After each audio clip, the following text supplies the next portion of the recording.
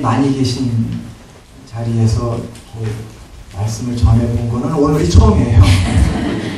그래서 제가 쫄아요. 그러니까 긍휼히 여겨주세요. 예, 강 목사님께서는 이제 제가 정년을 앞두고 목회를 준비하고 계신다 하고 말씀을 하셨는데 사실은 한 4년 정도 전에 교회를 개척을 해서 목회 초년병입니다. 학교 기관사역은 했어도 목회는 이제 한 지가 얼마 되지 않는데 학교에서는 기관에서 이렇게 일하는 목사가 나가서 또 별도로 사역하고 목회하는 거를 못하게 좀 절제하도록 하셨어요. 왜냐하면 사람이 두 몫을 쥐기는 어려운 거잖아요. 학교 일하니까 학교에 주로 집중을 해야지 목회하고 있으면 마음이 나뉘어서 안 된다 해서 좀 말리셔서 이제 그동안 이제 그 말씀에 순종해서 학교 일만 전념했는데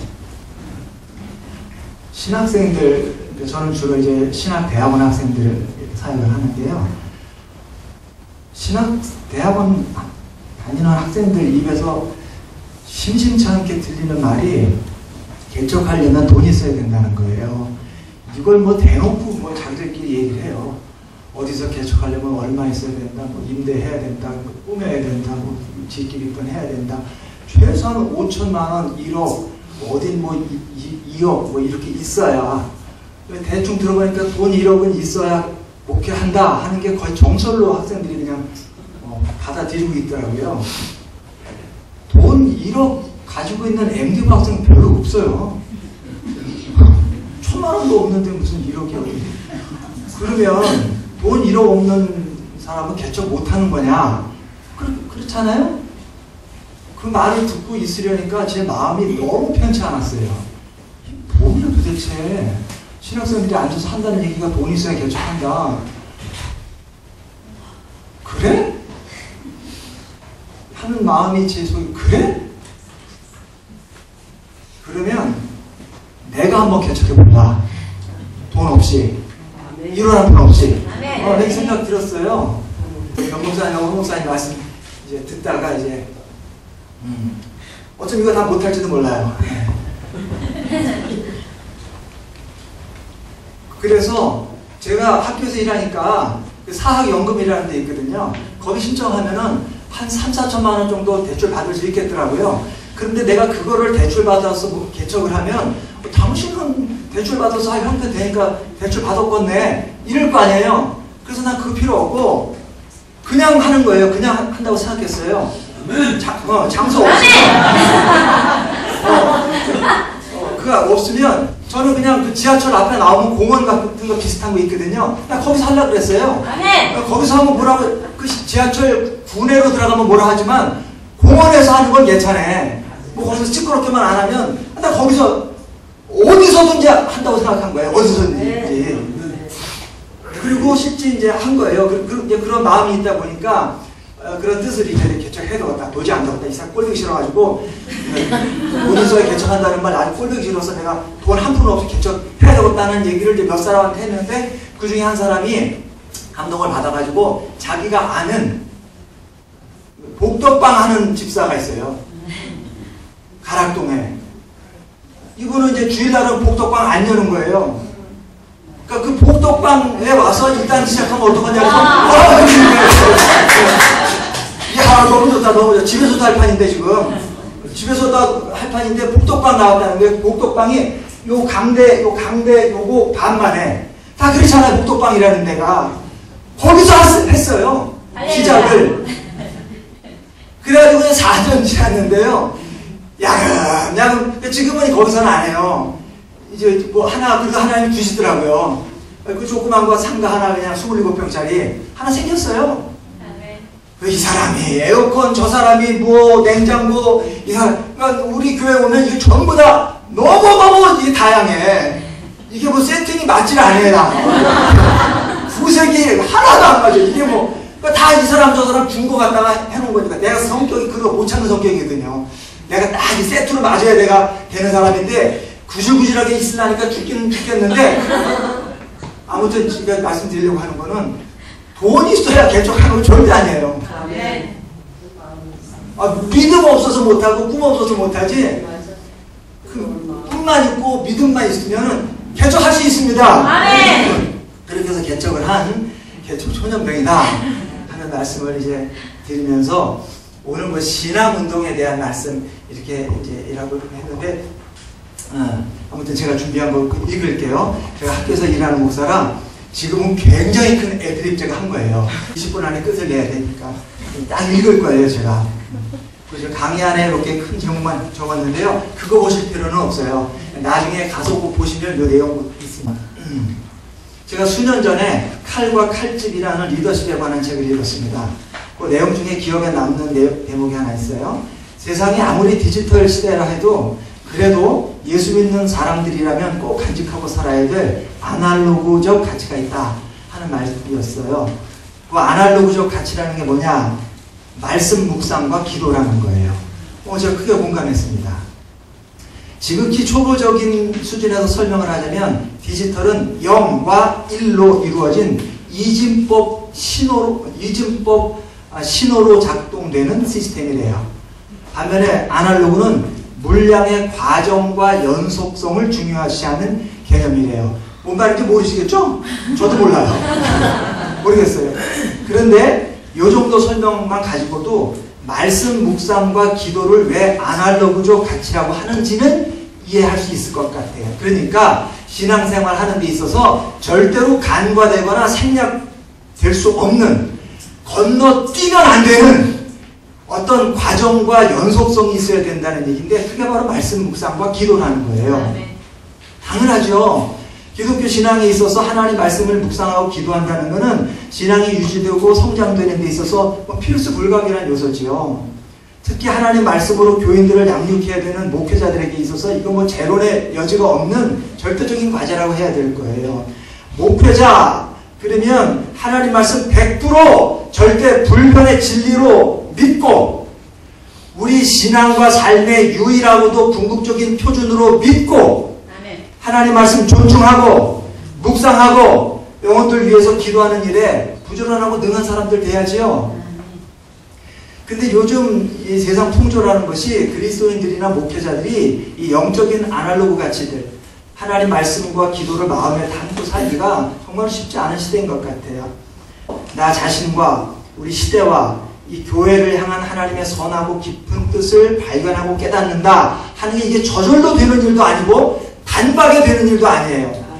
변목사님 아침에 강의하셨지만 그런 것들을 발견해 내려면 이게 성경만 후루룩 넘겨서 되는 일이겠어요? 아니죠. 얼마나 성경에 대해서 묵상하고 연구하고 한 끝에 나온 결과들이겠어요. 뭐 전공자니까 뭐 책 성경책 넘기기만 하면 막 착착 쏟아져 나온다? 그렇지 않죠. 그럴 수 없죠.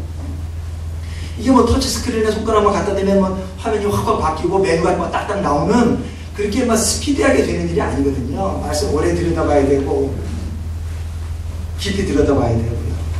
나태주라는 시인이 있는데요. 나태주 시인의 시 중에 이런 시구가 있어요. 자세히 보아야 예쁘다. 오래 보아야 사랑스럽다. 너도 그렇다. 라는 구절이 있는데요. 이 말이 가장 잘 들어맞는 경우가 성경 묵상인 것 같아요. 성경이요, 자세히 봐야 예쁘고 오래 봐야 사랑스러워요. 그런 맥락에서요, 저는 교회가 너무 디지털 첨단 장비, 최신 버전, 최고 사양 해가면서 너무 앞서가고 너무 반짝반짝하지 않았으면 좋겠어요. 제가 뭐 좀 그렇다고 해서 그런지 몰라도 저는 교회가 세상 흐름에 너무 밝고 너무 트렌드에 민감하게 움직이고 너무 분석적이고 막 너무 빠삭해. 그거는 신앙에 별 도움 안 된다고 저는 생각하는 사람이에요. 너무 빠삭해. 아무튼 이 말씀 묵상과 기도가 건너뛸 수 없는 일이고 또 쉽지 않은 일인데, 그러나 그렇다 해서 이걸 제껴 버려도 되냐 하면 또 그럴 수가 없는 거잖아요. 디모데전서 4장 5절 말씀 기억하시죠? 하나님의 지으신 모든 것이 말씀과 기도로 거룩해지고 또 하나님의 말씀과 기도로 형제를 깨우칠 때 그가 그리스도 예수의 선한 일꾼이 된다 그랬어요. 그리스도인 한 사람 자라나서 교회 일꾼들에 있어서 필수 과목이 하나님의 말씀과 기도라는 거예요. 그러니까 목회자로서 이걸 생각할 수가 없죠. 사실 저 같은 사람이 이렇게 귀한 모임에 강사가 나선다는 것 자체가 너무나도 과분한 일이에요.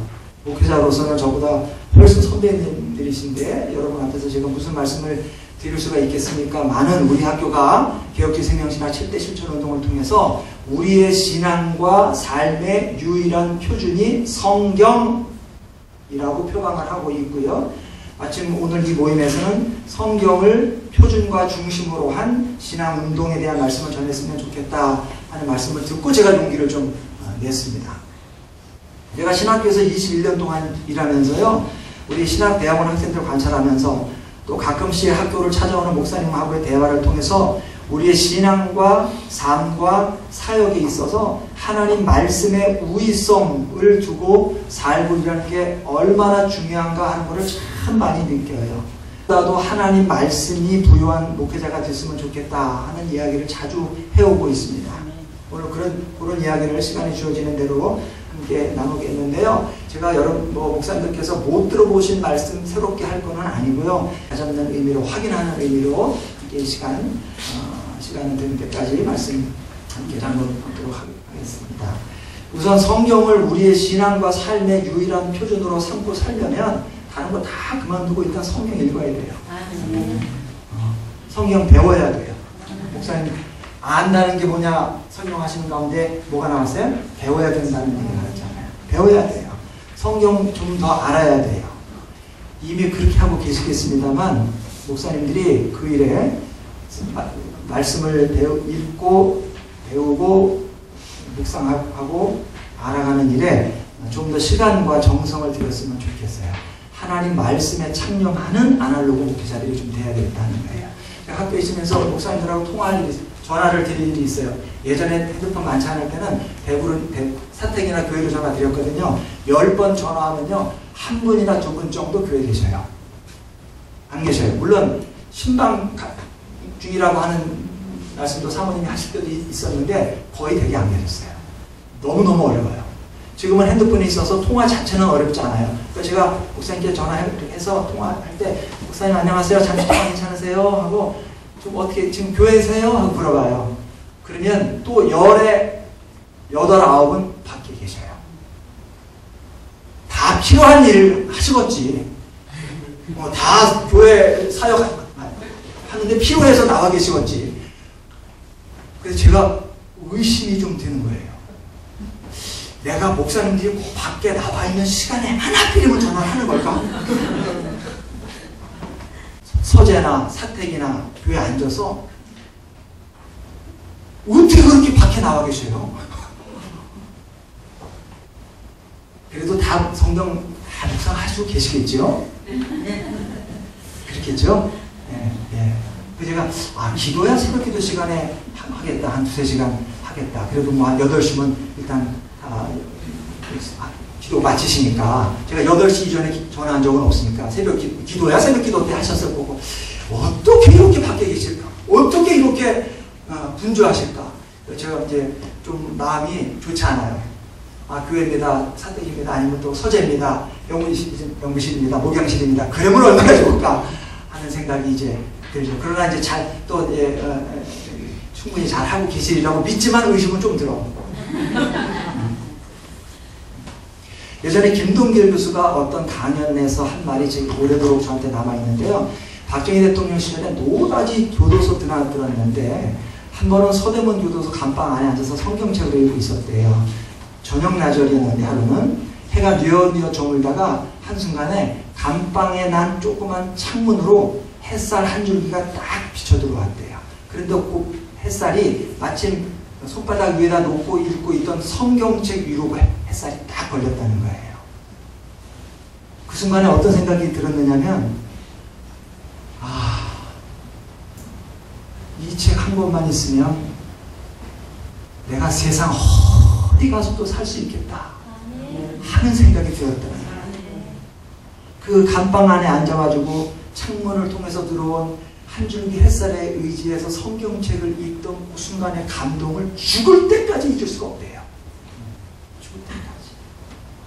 김동 말씀에 대한 이 절대 의존 감정, 이 절대 신뢰 감정, 저는 이런 것을 그리스도인들이, 특별히 목회자들이 정말 좀 많이 갖고 살아야 된다고 생각해요. 신학교에서 일하면서 정말 절감하는 게 뭐냐면요, 신학생들 성경 잘 안 읽어요. 성경 잘 몰라요. 제 큰 딸아이가 지금 신학대학원 다니고 있거든요. 걔가 그래도 지금까지 믿는 가정에서 태어나서 목사 딸로 자라면서 성경 읽는다고 읽었고 설교 말씀 듣는다고 들어내는데, 이 얘기해 보면은 참담한 수준이에요. 몰라요, 성경 잘. 전공서적이야 숙제하려니까 억지로라도 읽기는 읽는데, 사실 그것도 잘 안 읽고 짜깁기해서 내는 학생들도 많아요. 성경은 정말 잘 안 읽어요. 분명히 신학교 성경 과목들이 있어요. 모세오경, 역사서, 시가서, 예언서, 공감복음, 서신서 다 있습니다. 근데 제가 참 아쉬운 것이 뭐냐면, 성경 시간에 성경 자체를 좀 공부했으면 좋겠는데 그러지를 못하고 자꾸 이론적인 설명으로 그러는 경향이 다분한 것 같아요. 우리 신대원에서도 그 부분에 대해서 문제의식을 갖고 지금 교과과정 개편하고 있고요. 어떻게 해서든지 교회에서 좀 활용할 수 있는 교육이 되게 해보려고 노력 우리 많이 하고 있습니다. 사실 신학대학원 MDB 코스에서 성경 읽기와 필사라는 과목 만들어가지고 교수 자원으로 교목 뽑아가지고 성경 가르치는 학교는요, 지구상에 우리밖에 없어요. 어디서 이렇게 합니까? 아무튼 어느 신학교든지 신학교에서 나름대로 현실적인 어려움은 있겠습니다만 성경을 좀 더 충분히 다루지 못하는 현실은 많이 아쉬워요. 이분을 언젠가 우리 학교에서 한번 강사로 초청하게 될지 모르겠습니다만, 얼마 전에 회신해가지고 그리스도인이 된 개그맨 조혜련이라는 사람이 있어요. 조혜련이 회심하고 난 다음에 이분이 성경 읽는데 무지무지 열심을 내고 있대요. 우리 2학기 개강식을 할 때 이성미 집사가 강사로 왔는데 너무너무 은혜 많이 받았어요. 강의하고 가면서 목사님 조혜련이 한 번 꼭 좀 불러요. 걔 좀 성경 읽는데 미쳤어요 하더라고요. 그 사람이 기독교를 회심하기 전에 남묘 호랭개교 그 신도였거든요. 보통 수준이 아니고 그냥 굉장히 열성 신도였대요. 남묘 호랭개교. 그런데 남묘 호랭개교에서도 신기한 일을 일어난다는 거예요. 병도 낫는데요. 왜? 병도 낫는데요. 문제도 막 기독적으로 해결되고 하는 일 많다는 거예요. 그런데 자기가 거기다가 그렇게 공을 들이고 마음을 쏟으면서도 마음 한 구석이 늘 텅 빈 것 같고 헛헛하기가 말할 수 없었다는 거예요. 왜 그런지를 몰랐는데 회심하고 보니까 거기는 결정적으로 말씀이 없더래요. 말씀은 없고 주문만 있다는 거예요. 그러면서 이 사람이 기독교로 개종하고 나서 가장 자기가 이상하게 생각하고 있는 것이, 지금도 이상하게 생각하는 것이, 교회 다니는 사람들 의외로 성경 안 읽는 거 보고 놀랬대요. 이 사람이 뭐 그런 말을 했대서가 아니라 제가 느끼기에도 예수님 믿는 사람들 성경 잘 안 읽습니다. 성경 잘 몰라요. 거의 성경 문맹 같아요. 제가 볼 때는 성경 문맹 몰라요. 뭐 와글와글거리고 뭐 알 것 같은데 직접 뭐 이거 물어보면 대답도 못하는 거예요. 여러분 이런 그러니까는 2003년도에요. 2003년도에 오래됐죠? 벌써 14년 됐어요. 2002년도에 우리나라에서 월드컵 했고요. 2003년도 1년 월드컵하고 1년 후에 월드컵 개최 1주년 기념이라 해가지고 이제 그 국가대항전 그 축구 시합이 있었어요. 아르헨티나하고 축구 경기가 있었는데 그랬는데 꼭 1주년 기념 그 축구 대회 경기가 있기 한 8일 전에 안정환이라는 잘하는 선수가 이제 군사훈련 받으라고 이제 군에 입대한 거예요. 그리고 8일 후에 이제 아르헨티나하고 축구를 하는데 축구 팬들이 안정환 와야 된다. 안정환.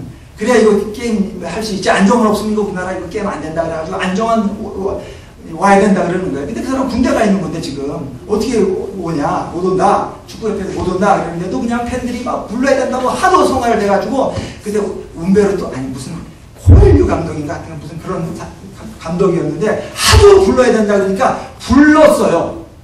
불러서 대표팀에다가 차출을 했어요. 그런데 실제 경기에는 1분도 안 내보냈어요. 그냥 벤치에 앉아있다 그냥 간 거예요. 왜 불렀으면 게임을 뛰게 만들지 왜 안 했냐? 그랬더니 그때 그 감독이 그런 말 했습니다. 안정환 선수는 8일 동안 운동을 쉬었기 때문에 경기 뛸 수 없습니다. 이렇게 했어요. 제가 그 말을 듣고요. 얼마나 환성했는지 몰라요. 마음에 내가 막 그러니까 국가대표 경기 있잖아요. A매치는 운동을 8일 쉬면 못해. 동네 축구는요. 1년 동안 안 하다가도 그냥 해.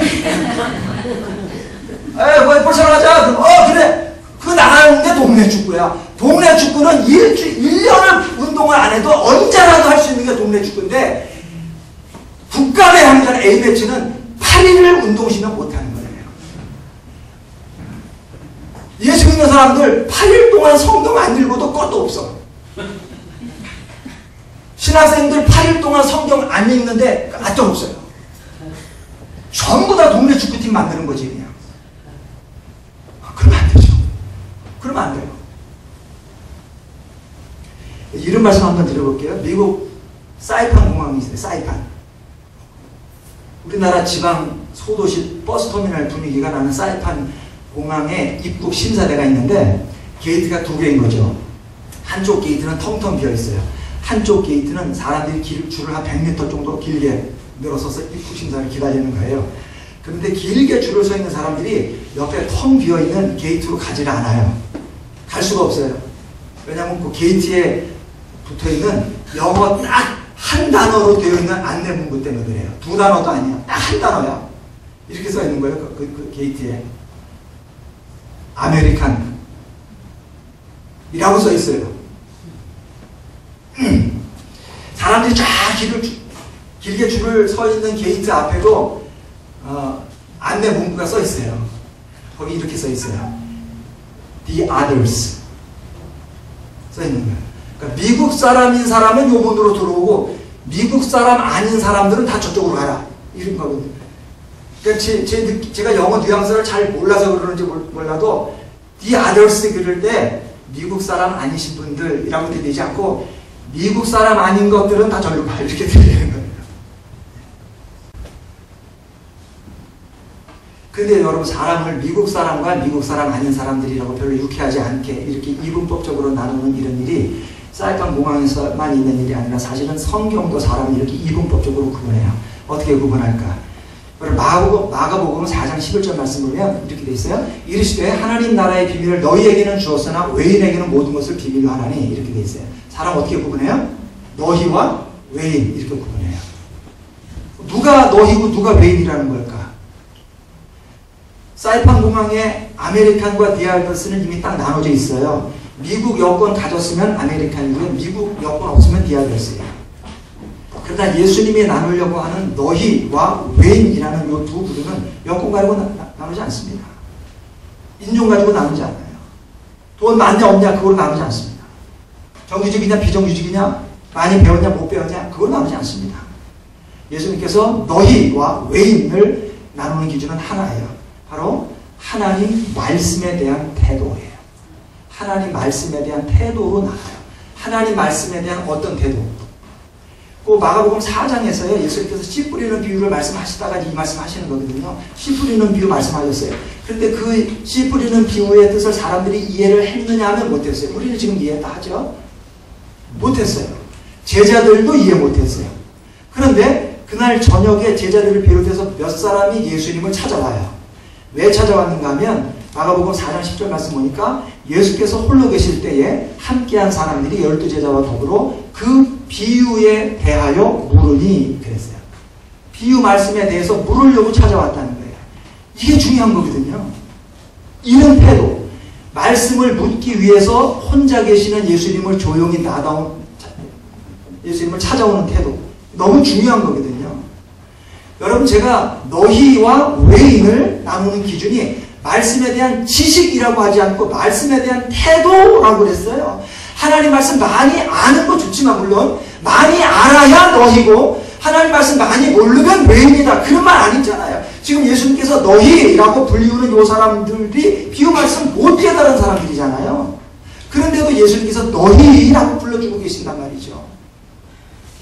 여러분 지금 몇 사람이 예수님이 그 비유의 뜻을 묻기 위해서 찾아온 이날 낮에 굉장히 많은 사람들이 예수님께 왔었어요. 배를 타고 바다로 나가서 앉으셔야 될 만큼 많은 사람들이 예수님께 온 날 저녁입니다. 그런데 이렇게 예수님께서 홀로 계실 때 찾아와서 비유에 대해서 묻는 사람들은 몇 사람 안 됐대요. 몇 사람, 제자들과 사람 몇 명이 왔다는 거예요. 그러면 그 나머지 많은 사람들은 예수님의 비유 말씀을 다 알아들었기 때문에 예수님 안 찾아온 걸까요? 그렇지 않죠. 비유 말씀에 대해서 별로 알고 싶은 마음 없는 거예요. 대다수 그분들의 관심은 병 고치는 거예요. 병 고치기 위해서 예수님께 왔다 그래요. 배 채워지는 거예요. 육신의 문제인 거죠. 그걸로 끝인 거죠. 정말 예수님께서 하고 싶으신 말씀에 대해서는 별 관심 없어요. 그게 좋지 않은 태도인 거예요. 우리가 하나님 말씀 다 이해 못하죠. 잘 모르고요. 그럴 수 있어요. 그랬다면 묻기라도 해야 돼요. 관심을 갖고 알려고 그래야 돼요. 그게 우리를 너희가 되게 하는 태도예요. 그렇지 않아서 불량한 거, 그러면 그게 외인인 거죠. 여러분, 하나님 나라의 비밀을 너희에게는 주었으나 외인에게는 모든 것을 비유로 한다 하는 말씀이나, 또는 돌이켜 죄사함을 얻지 못하게 하려고 비유로 말한다 하는 그런 말씀은 어떤 사람한테는 예수님께서 알아듣기 쉽게 얘기하고 어떤 사람한테는 못 알아듣게 어렵게 말씀하시겠다, 편애하고 차별하겠다, 그런 말씀 아니잖아요. 어떤 사람들이 하나님의 말씀에 대해서 여러분 스스로 귀를 막아버리는 거예요. 아무리 말씀 들어도 그 말씀을 믿지 않고 받지 않고 따르지 않는 거예요. 스스로 외인이 되는 거예요. 딱 정해서 마음대로 너는 외인, 너는 너희, 이렇게 예수님이 통보하시는 게 아니라 사람이 정하는 거예요. 하나님 말씀에 대한 태도로 사람이 정해요. 여러분, 우리 정말 외인이 되면 안 되겠습니다. 예수님이 이 땅에 하나님 나라 세워보려고 그렇게 애를 쓰셨잖아요. 예수님이 이 땅에 하나님 말씀에 귀 기울이고 그 말씀 따라서 순종하면서 사는 백성 한번 만들어 보시려고 결국 십자가에서 죽기까지 하셨는데, 오늘 예수님 믿는다는 사람들이, 뭐나 교육자요 목회자라는 사람들이 생명 살리는 하나님 말씀에 별 관심 없고 그냥 잘 먹고 잘 살고 성공하고 출세하고 이름 나고 인기 오고 찬사받고 대우받고 대접받고 그런 육신적인 일에 마음 두고 한눈 팔고 살면 어떡하겠어요. 하나님 말씀에 대해서 불량한 거거든요. 그런 게. 요한복음 8장 한번 가서 길지만 요한복음 8장 한번 가만히 읽어보시면 유대인들하고 예수님하고 긴 대화예요. 그런데요, 대화가요 그렇게 빗나갈 수도 없어요. 정말 빗나갑니다. 하나도 합이 안 맞아요. 유대인들이 정말 예수님 말씀 한마디도 못 알아듣습니다. 정말 못 알아듣더라요.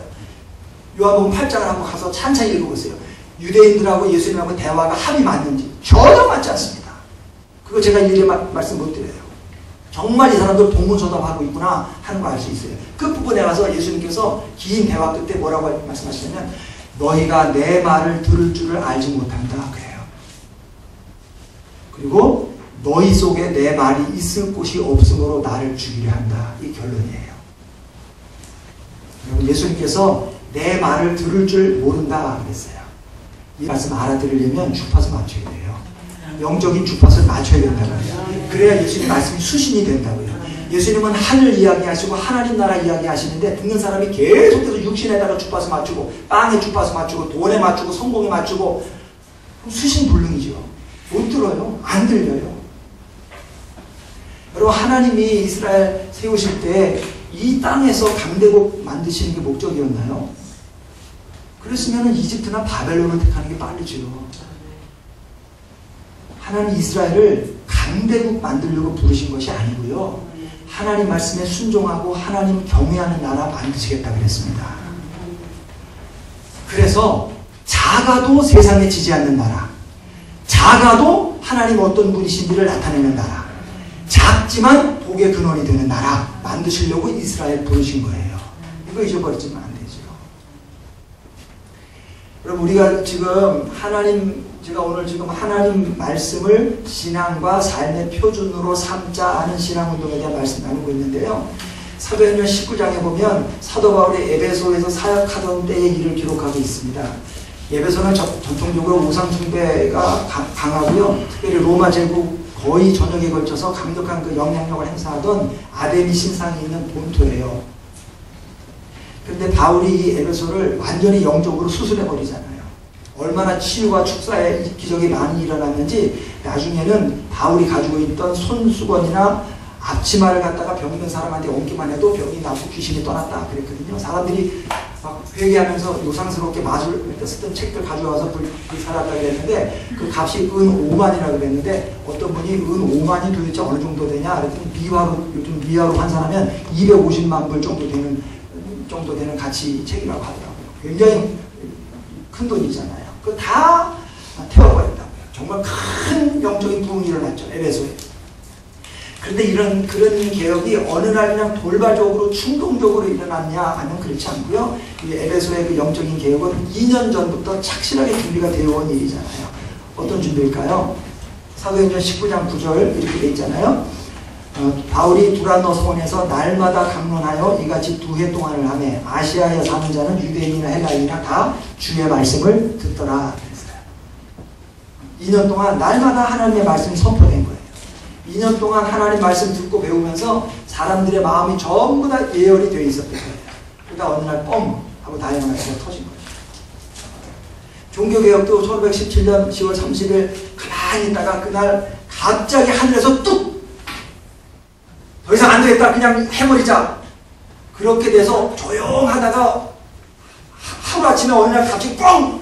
터진 게 아니고 종교개혁이 일어나기 직전에 마틴 루터가 1년에 550번 설교했다고 그러더라고요. 하루에 2번 정도 가까이 설교했어요. 종교개혁이라는 역사적인 사건 저변에 충분한 말씀 선포가 있었던 거죠. 그럼 이런 거 보면은 말씀 가는 곳에 부흥 따라가요. 말씀 풍성한 곳에 부흥도 크게 일어납니다. 예전에는 우리나라에서 부흥사경회라는 걸 했거든요. 부흥사경회. 사경회라고 할 때 그 사자가 조사한다 할 때 그 사자예요. 조사할 때 그 사자라고요. 그러니까 성경을 조사한 거예요. 말씀 공부 꼼꼼히 한 거예요. 그러다 보니까 마음이 뜨거워지고 부흥이 일어난 거예요. 엠마오로 가던 두 제자가 뭐라 그래요? 길에서 우리에게 말씀 풀어주실 때 우리 속에서 마음이 뜨겁지 아니하냐 하신 말씀처럼 말씀이 심령을 뜨겁게 했다고. 그런데 세월이 흐르면서 사경은 야금야금 없어지고 부흥회만 남았다. 말씀이 뜨거움을 주는 거고 말씀이 주는 뜨거움을 경험해야 되는데 사경은 빠지고 인위적인 방법으로 부흥을 유도하는데 잘 안 되죠. 오래 가지도 않고요. 금방 그냥 식어버리고 말잖아요. 우리가 이렇게 저나 여러분이나 다 이렇게 말씀 가지고 큰 교회가 됐든 소그룹이 됐든 주일교가 됐든 말씀을 가지고 우리 영혼들을 양육하고 말씀으로 사역하는 사역자들인데 우리 저나 여러분에게 하나님의 말씀이 좀 풍성하고 부유한 사람들 좀 되었으면 좋겠어요.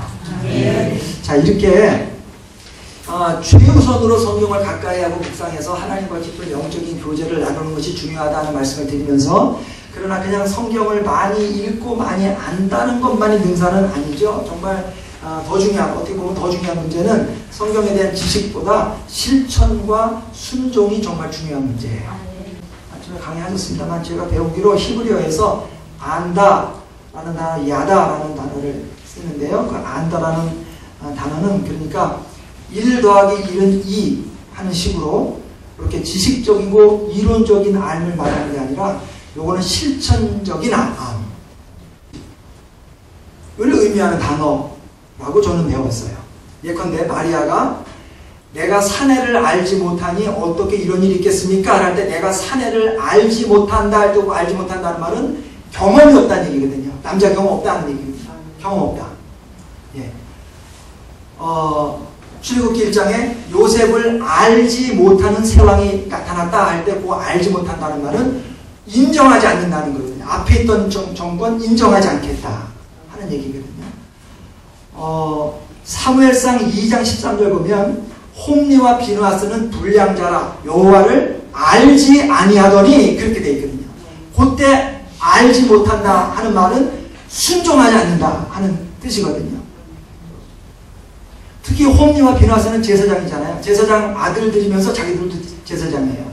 그러니 이 사람들이 하나님에 대해서 이론적으로 지식적으로 얼마나 잘 알았겠어요. 얼마나 잘 알았겠어요.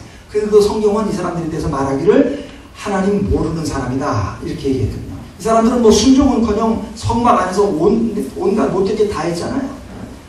제사장이라는 외피를 쓰고 있고 거룩한 척해도 하나님 앞에서는 불량자고 하나님에 대해서는 무지한 사람이라고 딱 잘라서 성경이 말하고 있다는 것을 우리가 엄중하게 받아들여야 돼요. 제가 지금 여러분들께 종이 한 장씩 나눠드리면서 뭐든지 좋으니까 하나님에 대해서 자유롭게 한번 써보시라 그러면 여러분 아마 종이가 부족해서 못 쓸 정도로 많이 쓰실 수도 있고 잘 쓰실 수도 있을 것 같아요. 그러나 그것은 하나님에 대한 온전한 지식, 정말 살아있는 지식은 아닐 거예요.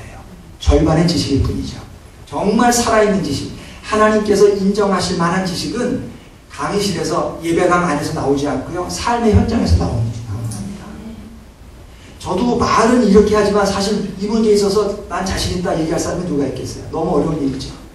그러나 우리가 어떻게든지 말로 말하는 사람들 되지 말고 삶으로 말하는 사람들이 되려고 노력은 해야 돼요. 하나님의 도우심을 구하면서 애쓰고 노력해야 돼요. 여러분 세상 사람들이요. 제가 지금까지 불신자들 만나서 대화 이렇게 많이 해보지만은 안티 뭐 기독교 이렇게 하는 사람들도 많은데 그 사람들이요. 예수님에 대해서 욕하는 거는 전 지금까지 한 사람도 못 봤어요. 아무리 극악한 안티 기독교자도요. 예수님 욕은 안 해요. 한 사람도 못 봤어요. 정말. 그 사람들이 욕하고 있는 건요. 예수님 믿는 사람들을 욕하고요. 교회를 욕해요. Jesus, yes. Church, no. 그러잖아요. 예수님은 오케이. 예수님 좋아요. 교회는 싫어요. 이러잖아요. 이게 말이 안 되는 소리거든요. 교회가 예수님의 몸인데 어떻게 이 말이 가능하겠어요? 그러니까 말 따로 삶 따로 노는 이원론적인 삶 때문에 교회 세상 사람들이 싫어하는 거예요. 예수님은 싫어하지 않아요. 예수님 싫어하는 사람 수백억 원짜리 예배당으로 막 이 땅을 도배를 해만큼 많이 짓는다고 하더라도요. 그거 가지고 감동 안 받아요. 수천 수만 명 모이는 집회 매일 열어내보세요. 여의도 광장에서. 그것 때문에 놀라지 않아요. 세상은 절대 그거 놀라지 않습니다. 세상이 진짜 감동하고 놀라는 건요. 어느 조그만 개척교회 목사님이요. 맞벌이 부부 일 나가고 난 빈집에 가가지고요. 붓도 막 갈라진 거 시멘트로 이렇게 조용히 떼어주고 왔을 때 그때요. 세상 사람들 엄청 감동합니다. 아, 교회 한번 가봐야 되겠다 하는 생각 그때 합니다. 그럼요.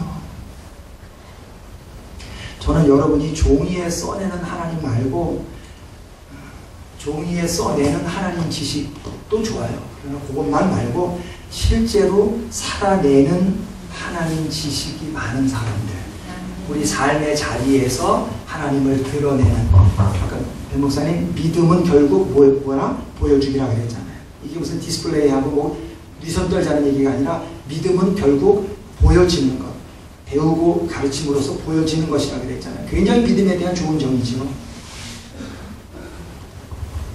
그렇게 우리 삶의 현장에서 우리 삶을 통해서 드러나는 하나님 지식이 많은 그런 목회자들, 사역자들 되기 위해서 기도하고 노력 많이 하는 저희들 되었으면 좋겠어요.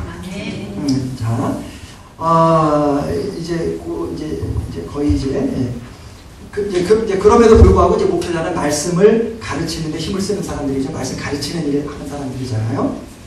말씀을 가르치는데 무엇보다도 힘써야 돼요. 말씀을 가르치는데 힘써야 돼요. 목사가. 우리 사역을 이제 오래 하셨어요. 신방전사 사역을 오래 하신 분입니다. 우리 어머니는 신학교 문턱도 못 가본 분이고요. 하다못해 교회에서 하는 성경학교도 못 해본 분이에요.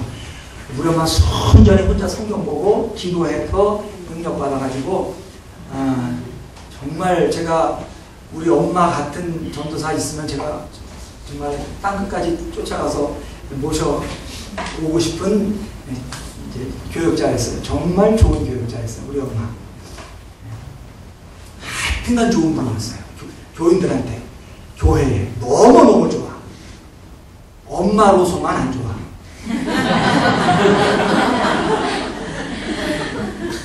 너무 무서웠어요. 엄마 그러면 따뜻한 엄마. 나는 그런 거 정말 없어요. 엄마는 너무 무서웠어요. 세상에 제가 초등학교 5학년 때 12살인데 무언 그렇게 12살이 잘못을 했으면 크게 잘못을 했겠어요. 12살이. 뭔 그렇게 나라 팔아먹을 짓을 했겠어요. 세상에 12살 먹은 나하고 10살 먹은 내 여동생하고를 한겨울에 눈이 하얗게 내렸는데 뭘 잘못했는지 기억도 안 나요. 이걸 둘을 갖다가 딱 끌고 산에 올라가가지고요. 빨랫줄에다 묶고 내려가 버렸어요. 소나무에다가 이렇게 묶어가지고. 뭐 적군 포로 다루듯이. 그래가지고 나중에 올라와서 풀어주긴 풀어줬는데 괜히 뭐 무서웠죠 막. 그래갖고 제가 요즘도 조금 뭐 말이나 모르고 행동이나 뭐 이렇게도 좀 신통치 않으면 우리 집사람이 내가 그걸 우리 집사람한테 그 얘기를 하지 말았어요. 그게 어쩌다 보니까 그 얘기를 해가지고 우리 집사람이 제가 좀 이렇게 행동이 좀 현치 않다든지 뭐 이러면요 당신 근데 귀신 들어가서 그래. 아무튼 우리 엄마가 늘 했던 말이 목사가 팔방미인 돼야 된다 그런 말만 했어. 목사는 팔방미인이 돼야 돼. 목사 설교도 잘해야 되고 신방도 잘해야 되고 성대도 좋아야 되고 찬송도 잘해야 되고 유머 감각도 있어야 되고 교인들 문제 해결도 막 이거 척척척 해가지고 뭐 이런 문제 있어요. 그런 거 법적으로 알아봐가지고 이런 거 다 잘해야 된다는 거예요 우리 엄마가. 그래가지고 제 신학교 오기 전에 나는 절대 목사 되면 안 되는 거라 생각했어요. 나 그런 거 못하거든요. 세상 저 잘 모르거든요. 세상 돌아가는 거 몰라요. 진짜 뭐 나는 목사는 그래서 안 돼야 되는 게 맞다고 생각을 한동안 해도 목사는 굉장히 유능하고 다재다능해야 목사 되는 거구나 이렇게 생각했는데 신학교하고 이렇게 목사가 되고 보니까 우리 엄마 많이 틀렸더라고요. 그렇지 않아요. 그렇지 않아요. 목사는 말씀을 가르치는 데 능해야 돼요. 목사가 너무너무 목사님 사랑 많아. 아유 우리 목사님 너무너무 사랑 많고 세상에 이렇게 사랑이 많은 목사님 어딨어. 근데 주일날 설교는 못 듣겠어. 너무 힘들어. 그러면 굉장히 어려워져요. 그 반대도 그렇죠. 반대도. 우리 목사님은 착하고 좀 사랑은 별로 없는데 참 말씀은 참 좋지. 두 개 다 말씀 때문에 또 안 떠나. 대체적으로 그렇더라고. 그러니까 목사는 말씀을 가르치는데 능해야 된다는 거는 뭐 이건 수지침 하는 목사님 있거든요. 우리 학교도 수지침 동아리 있어가지고 오랫동안 수지침 하고 그런 목사님 있는데 수지침을 잘해요. 이분이 성교도 하고 수지침. 교인들이 말이요 목사님한테 수지침 놔달라는데 죽겠더래. 나중에는요 화딱지가 나서 아니 교인들이 목사한테 와서 기도를 해달라 그래야지 수지침을 놔달라고 하면 어떠냐. 그래서 그분이 절대로 그런 거 교회에서 하지 마라. 컴퓨터 잘 다루는 목사님들 노다지 와서 컴퓨터 고쳐달라 컴퓨터에 대해서 물어보고 아주 스트레스 받아서 죽겠다는 거예요.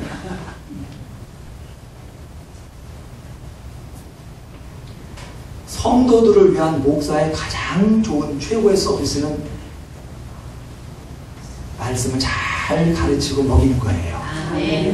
그러기 위해서 말씀에 부요하고 말씀을 잘 능숙한 말씀에 익숙한 그런 주의 종들 우리 목사님들 될 수 있기를 바랍니다. 그러자면 여러분 이렇게 말씀을 잘 가르치고 먹이는 것에 대한 좋은 성경의 예가 에스라서인 것 같아요. 에스라서 7장 10절 말씀 보면 에스라가 여호와의 율법을 연구하여 준행하며 율례와 규례를 이스라엘에게 가르치기로 결심하였더라 하는 말씀이 있어요. 에스라가 참 좋은 결심했죠. 하나님 말씀을 가르쳐야 되겠다는 좋은 결심을 했어요. 이런 결심하게 된 배경이 있잖아요.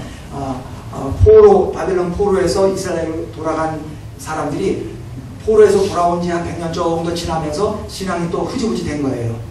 그러면서 이 우상도 섬기고 이방하고 결혼도 하고 신앙이 막 흐지부지 되니까 그 소식을 이제 페르시아에서 듣고 내가 이제 하나님 말씀 가서 가르쳐야 되겠다 하고 결심하고 이제 왔다는 거예요.